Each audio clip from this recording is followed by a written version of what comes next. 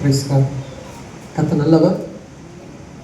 இயேசு கிறிஸ்து சிலுவையில் பேசின 4வது வார்த்தையை நம்ம தியானிக்க வந்திருக்கிறோம். மத்தேயு 27:46 பார்க்கும்போது வாசிக்கிறோம். ஒருத்தர் 9ஆம் மணி நேரத்தில் இயேசு ஏலி ஏலி லாமா சபக்தானி என்று மிகுந்த சத்தமிட்டு கூப்பிட்டார். அதற்கு என் தேவனே என் தேவனே ஏன் என்னை கைவிட்டீர் என்று அர்த்தம். அல்லேலூயா. என் தேவனே என் தேவனே ஏன் என்னை கைவிட்டீர் என்று சொல்லி வேறொரு பாஷையில் ஆண்டவர் பேசுறார். ஏலி ஏலி லாமா சபக்தானி. அவர் பேசின வார்த்தை ஏலி ஏலி லாமா சபக்தானி. கீழே நீங்க பார்க்கும்போது அதை அந்த அந்த வீரர்கள் அவங்க புரிஞ்சுக்காம என்ன சொல்றாங்கன்னா, எலியாவை கூப்பிடுறாங்க. சரி, எலியா வந்து இவனை ரசிக்கிறானான்னு பார்க்கலாம் அப்படின்னு சொல்லிட்டு என்ன பண்றாங்க, காத்திருக்கிறாங்க. நம்ம இந்த வசனத்திற்குள்ள நம்ம போறதுக்கு முன்பதாக இயேசு சிலுவையில் என்னென்ன பாடுகள்லாம் பட்டார் அப்படின்னு பார்த்துட்டு நம்ம இது வரும்போது அது உங்களுக்கு ரொம்ப யூஸ்ஃபுல்லா இருக்கும்னு நான் நினைக்கிறேன். சில காரியங்களில் நான் இயேசு என்னென்னலாம் பாடுகள் பட்டார் அப்படின்னு சொல்லிட்டு நேற்று இரவு நைட் ஷிஃப்ட்டில் கொஞ்சம் ப்ரேயர் பண்ணிட்டு அதெல்லாம் கொஞ்சம் தியானிச்சுட்டு இருக்கும்போது ஒரு சில காரியங்களை ஆண்டவர் வந்து சில காரியங்களை எனக்கு கற்றுக் கொடுத்ததுனால அந்த காரியங்களை நான் சொல்லுகிறேன். பாருங்க, இயேசு கிறிஸ்து அவர் சிலுவையில சுமந்த அந்த சிலுவையோட எடை பார்த்தீங்கன்னா 150 கிலோவா. 150 கிலோ அந்த சிலுவையை என்ன பண்றாரு, ஆண்டவர் சுமந்து வருகிறார். அல்லேலூயா. நீளம் பார்த்தீங்கன்னா 15 அடியாம். நீளம் 15 அடி, அகலம் பார்த்தீங்கன்னா 8 அடியாம். இதெல்லாம் வந்து பார்த்தீங்கன்னா வேத ஆராய்ச்சியாளர்கள் வந்து எழுதி வச்சிருக்கிறாங்க. இந்த சிலுவை வந்து இன்றைக்கும் இருக்கு.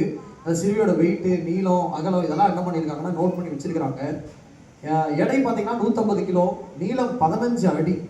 நான் ஒரு 5 அடி இருப்பேன். அல்லேலூயா. 15 அடினா யோசிச்சுக்கோங்க. அல்லேலூயா. அவ்வளோ பெரிய சிலுவையை ஆண்டவர் எவ்வளோ உயரம் இருந்தார்னா 5 அடி 11 அங்குலமா. அல்லேலூயா. 5 அடி மனுஷன் மேலே என்ன பண்ணுறாங்க, 15 அடி அந்த சிலுவையை என்ன பண்ணுறாங்க, வைக்கிறாங்க. அந்த இயேசுடைய சரீரத்தில் அறையப்பட்ட ஆணியோட நீளம் பார்த்தீங்கன்னா 8 அங்குலமா. 8 அங்குலம் ஆணியை என்ன பண்ணுறாங்க, அவருடைய சரீரத்தில் என்ன பண்ணுறாங்க, அந்த கரத்தில் என்ன பண்ணுறாங்க, காலில் என்ன பண்ணுறாங்க, அடிக்கிறாங்க. அல்லேலூயா. பாருங்க, இயேசு கிறிஸ்து நடந்து வரும்போது அந்த பாடுகள் வழியில நடந்து வர்றாரு. நடந்து வரும்போது பார்த்தீங்கன்னா சிலுவையில் தூக்கிட்டு தடுமாறி விழுந்து எத்தனை முறை விழுறாருன்னா 3 முறை விழுறாரு. 3 முறை கீழே விழுறாரு. அந்த சிலுவை தாங்க முடியாம, பாரத்தை தாங்க முடியாம தடுமாறி. அல்லேலூயா. ஏன்னா அவ்வளோ அடிகள் நமக்காக. ஆமென். அல்லேலூயா. 3 முறை தடுமாறி என்ன பண்றாரா, விழுறாரு கீழே. பாருங்க, நம்ம ஒருத்தவங்களுக்கு காயமாகுது, ஒருத்தவங்க அடிப்படுதுன்னா உடனே என்ன பண்ணுவோம், தண்ணி எடுத்துட்டு என்ன பண்ணுவோம், டக்குன்னு என்ன பண்ணுவோம், தண்ணி குடிங்க, என்ன பண்ணுங்க, தண்ணி குடிங்க அப்படின்னு நம்ம சொல்லுவோம்.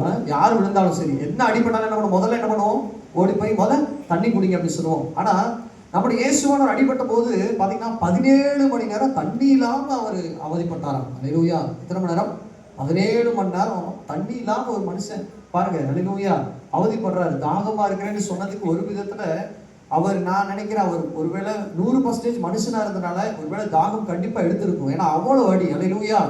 அவ்வளோ அடிப்பட்டதுனால அவர் தாகமா இருக்கேன்னு சொல்லி பின்னாடி தியானிப்போம்ல. பாருங்க, அவர் சரீரத்துல மொத்தம் எத்தனை காயங்கள் பட்டார்னா வேத ஆராய்ச்சியாளர் எழுதப்பட்டிருக்கு 5480 காயமா. அவருடைய சரீரத்துல 5480 காயத்தை அவர் என்ன பண்றாரு, சரீரத்துல பட்டாருன்னு சொல்லி பார்க்கிறோம். அவருடைய முதுகுல பாக்குறீங்களா, கசேடி பாத்தீங்கன்னா சேவர்கள் அடிக்கிறாங்க, கசேடி. அதுல வந்து பாத்தீங்கன்னா முள் மாதிரி இருக்குமா, பெரிய முள் மாதிரி இருக்கும். அதை வச்சு அடிக்கும் போது அவருடைய சரீரம் பாத்தீங்கன்னா கிளியுமா, தோலும் சதையும் என்ன பண்ணுமா, வெளியில வருமா. ரத்தம் அப்படியே நம்ம தண்ணியில பைப்ல இருந்து பாத்தீங்கன்னா பீச்சிட்டு வரும் இல்லையா தண்ணி, அந்த மாதிரி அப்படி ரத்தம் வெளியில வந்துச்சான். அல்லேலூயா. அவ்வளவு பாடுகள் அவர் பட்டார்னு பார்க்கிறோம். அவர் முதுகுல ஏறத்தாழ 150 ஆழமான காயங்கள் இருந்துச்சான். 150 ஆழமான காயங்கள். இன்னொரு இடத்துல எழுதப்பட்டவருடைய முதுகு எப்படி இருந்துச்சுன்னா ஏர் உழுகிற மாதிரி. அல்லேலூயா. முதுகு எதுவுமே தெரியாது, அந்த மாதிரி சிவப்பு கலர்ல. அல்லேலூயா. எல்லா கசையடிகள், அல்லேலூயா, எல்லா காயங்களும் நமக்காக என்ன பண்ணார், பட்டார்னு பார்க்கிறோம்.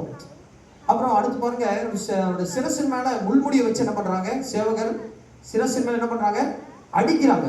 அடிக்கும் போது அவருடைய தலையை கிழிச்சிட்டு 17 முள் உள்ள போச்சான். எத்தனை முள், 17 முள் அவருடைய தலையை கிழிச்சிட்டு உள்ள போச்சு. அல்லேலூயா.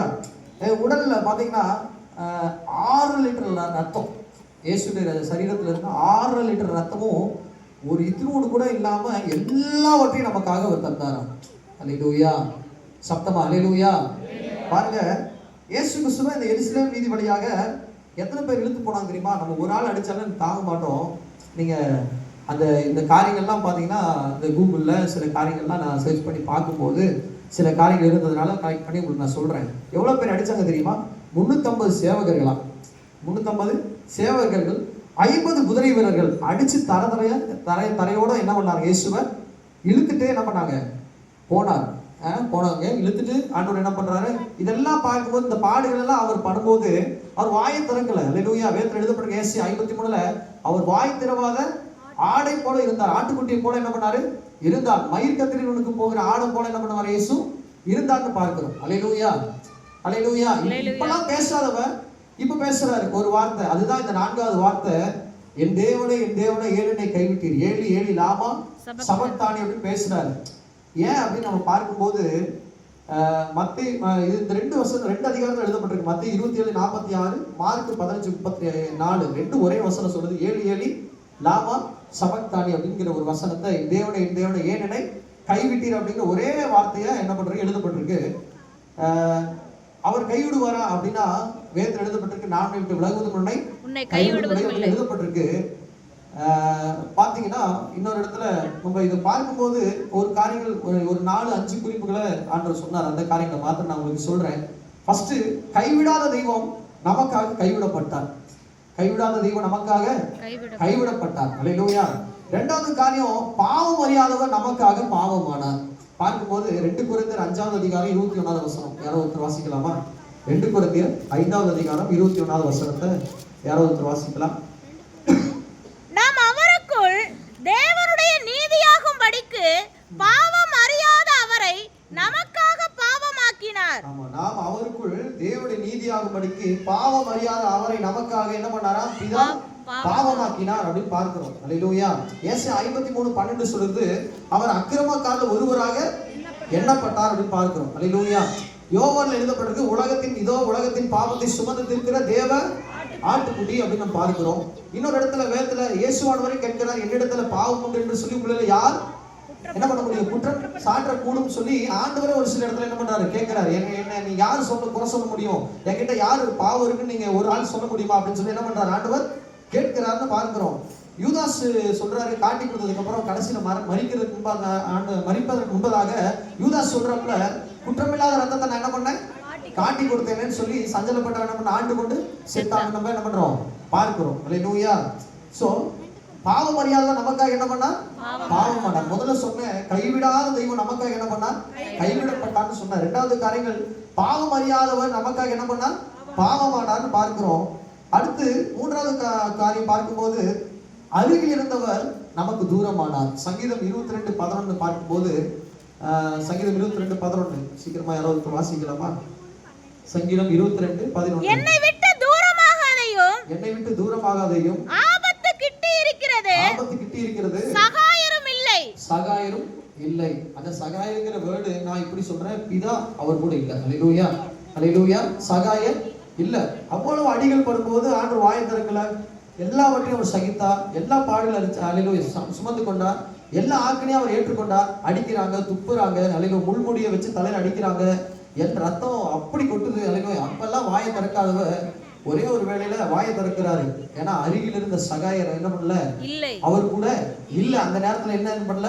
அருகில் இருந்த சகாயர், அருகில் இருந்த பிதா என்ன பண்ணல? அவர் கூட இல்ல. அதனால என்ன பண்றாரு? என் தேவனை ஏன் என்னை கைவிட்டீர்னு கத்துறாரு. அல்லேலூயா.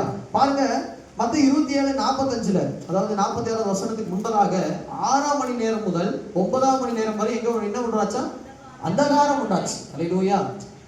இப்படி வேத அறிஞர்கள் சொல்றாங்க, பகல் உச்சியில 3 மணியில ஆண்டவர் என்ன பண்ணாரு? சிலுவையில மரித்தார் அப்படின்னு சொல்லிட்டு ஒரு வேத அறிஞர்கள் என்ன பண்றாங்க சொல்றாங்க. மதியம் உச்சியில ஒரு 3 மணிக்கு என்ன பண்றாரா? ஆண்டவர் சிலுவையில மரித்து போனார் அப்படின்னு சொல்றாங்க. அல்லேலூயா. அதாவது 1, 2, 3 இதுதான் 6ஆம் மணி வேலை அப்படின்னு சொல்லி ஒரு வேத அறிஞர்கள் என்ன பண்றாங்க சொல்றாங்க. சோ 3 மணி நேரம் என்ன பண்றாரு? ஆண்டவர் சிலுவையில தொங்கினார்னு பார்க்கிறோம். அல்லேலூயா. நான் இப்படி சொல்றேன், வெளிச்சத்தை உண்டாக்கினவர். அவரு வெளிச்சத்தை உண்டாக்குனா என்னாச்சு? வெளிச்சம் உண்டாக்குச்சு. அல்லேலூயா. சோ வெளிச்சத்தை உண்டாக்கினவர் இருளில அந்தகாரத்துல இருந்தார். அல்லேலூயா. இன்னொரு பரிதாபம் பாருங்க. அல்லேலூயா. அவர் சொல்ல ஆகும், அவர் கட்டளையிட நிற்கும்னு பார்க்கிறோம். அவர் நமக்காக என்ன பண்றாரு? அந்தகாரத்துல நம்ம அந்த காலத்துல இருக்கிறோம், அதற்காக என்ன பண்றாரு, அவர் அந்த காலத்துல விழுந்து என்ன பண்றாரு, நம்ம அந்த காலத்துல இருக்கிற நம்ம என்ன பண்ணாரு, அவர் என்ன பண்ணாரு, மீட்டு கொண்டான்னு பார்க்கிறோம். ஹல்லேலூயா. பாருங்க, அடுத்ததா ஒரு காரியம், ஒன்றாய் இருந்தவர் நமக்காக தனிமையானார். ஆமென். ஹல்லேலூயா.